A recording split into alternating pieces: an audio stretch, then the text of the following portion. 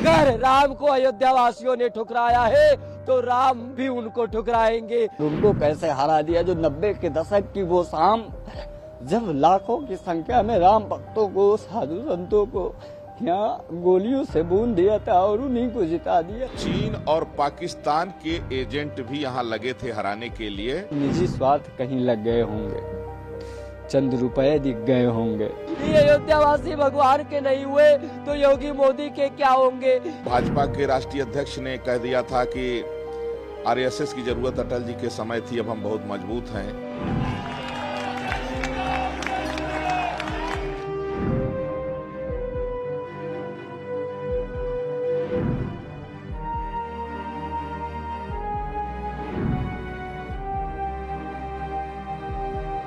एक दलित को यहाँ से जो है जनप्रतिनिधि बनाया, इसलिए कि उसको पता था कि जो यादव वोट है, मुस्लिम वोट है, उसको मिल ही जाएगा।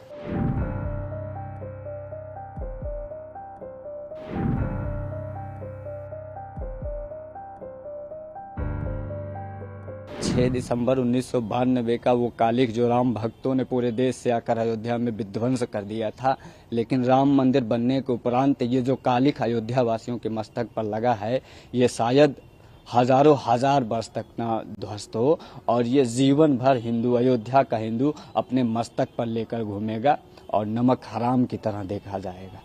जिसने राम मंदिर को बनवाया उसी को अयोध्या वासियों ने हरा देने का काम किया है। ये संपूर्ण अयोध्या के लिए, संपूर्ण भारत के हिंदुओं के लिए और संपूर्ण विश्व में पहले हिंदुओं के लिए इससे ज्यादा दुख की बात कुछ नहीं हो सकती है कि जिन माननीय प्रधानमंत्री मोदी जी ने, योगी जी ने जिस अयोध्या में आते थे तो लगता था कि आसपास के किन्हीं सीट के विधायक और सांसद हैं, ऐसा कभी लगा ही नहीं कि वो प्रधानमंत्री हैं। और उसके बाद भी उनको हरा देने का काम किया है।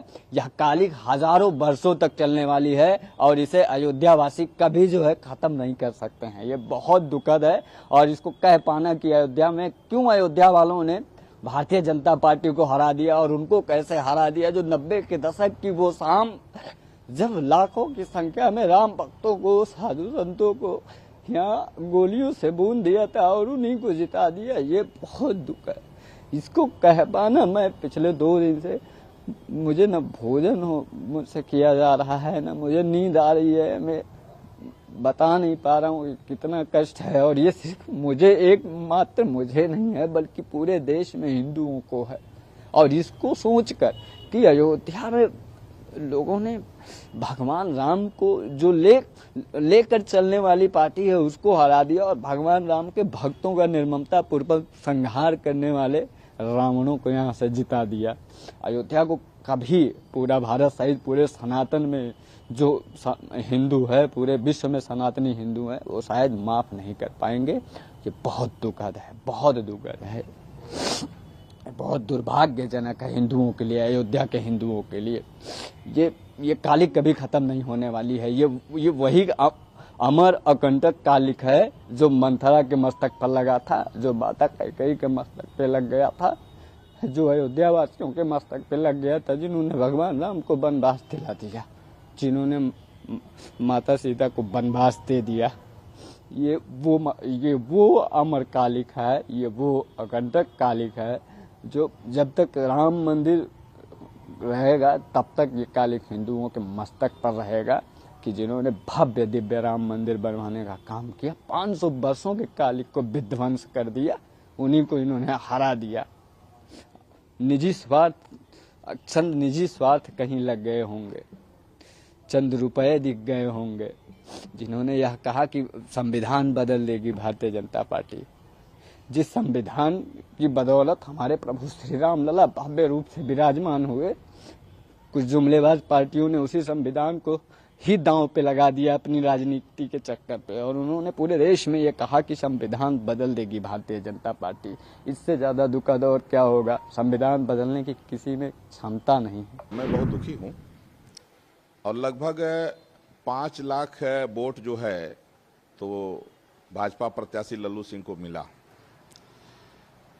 अब उसमें विपक्ष जो है षड्यंत्र में सफल रहा। विपक्ष ने क्या किया कि एक दलित को यहाँ से जो है जनप्रतिनिधि बनाया, इसलिए कि उसको पता था कि जो यादव वोट है, मुस्लिम वोट है, उसको मिल ही जाएगा। और जिनको प्रत्याशी बनाए वो दलितों के नाम पर, कुछ जातिवाद के नाम पर कुछ वोट ले लिए, और कुछ तमाम कारण रहा। एक बार जो है तो भाजपा के राष्ट्रीय अध्यक्ष ने कह दिया था कि आरएसएस की जरूरत अटल जी के समय थी, अब हम बहुत मजबूत हैं, तो हिंदू संगठनों की उपेक्षा भी इसमें कारण रहा। और दूसरा एक जो बड़ा कारण था अयोध्या की सीट हारने का, तो चीन और पाकिस्तान के एजेंट भी यहां लगे थे हराने के लिए, क्योंकि वो देख रहे थे कि भारतीय जनता पार्टी जो है उसका जो राजनीति का केंद्र है वो राम मंदिर है। तो चीन और पाकिस्तान के एजेंट यहाँ रात रात घूम करके और वो जो है यहाँ पैसा भी काफी बांटे हैं, तो वो दलितों को और ओबीसी को जो है तो समझाने में और खरीदने में कामयाब रहे। हालांकि हम लोग शर्मिंदा हैं, और जो राम भक्तों के ऊपर गोली चलाया उसका प्रत्याशी जीत गया, जिसने राम मंदिर बनाया उसका प्रत्याशी हार गया। यही कुछ जो है कल्याण समय के समय भी हुआ था। ये अत्यंत दुखद रहा और यह कमी जल्दी पूरी भी होगी। ये अयोध्यावासी दोगले हैं, जब भगवान राम के नहीं हुए तो ये किसी के होंगे, ये किसी के नहीं हो सकते। जब माता सीता पे लांछन लगा दिए ये लोग, तो ये लोग जब माता सीता पे लांछन लगाए, उन्होंने त्याग करवाए, तो ये अयोध्यावासी किसी के नहीं हो सकते। ये अयोध्यावासी भगवान के नहीं हुए तो योगी मोदी के क्या होंगे। ये दोगले हैं। जब भगवान राम गए थे लंका पे चढ़ाई करने के लिए, उस समय भी अयोध्यावासियों को लेके भगवान नहीं गए थे। उनको मालूम था कि अगर अयोध्यावासी को लेके जाएंगे तो वास्तव में धोखा कर देंगे, ये रावण से समझौता कर लेंगे, इसीलिए वो लेके नहीं गए। इसीलिए ये अयोध्यावासी पे कभी विश्वास मत करना।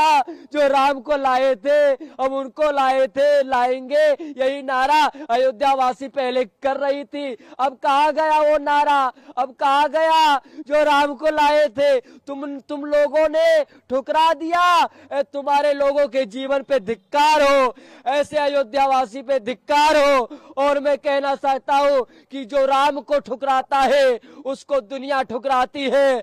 अगर राम को अयोध्यावासियों ने ठुकराया है तो राम भी उनको ठुकराएंगे। ये वह अवस्था भविष्यवाणी है संतों का।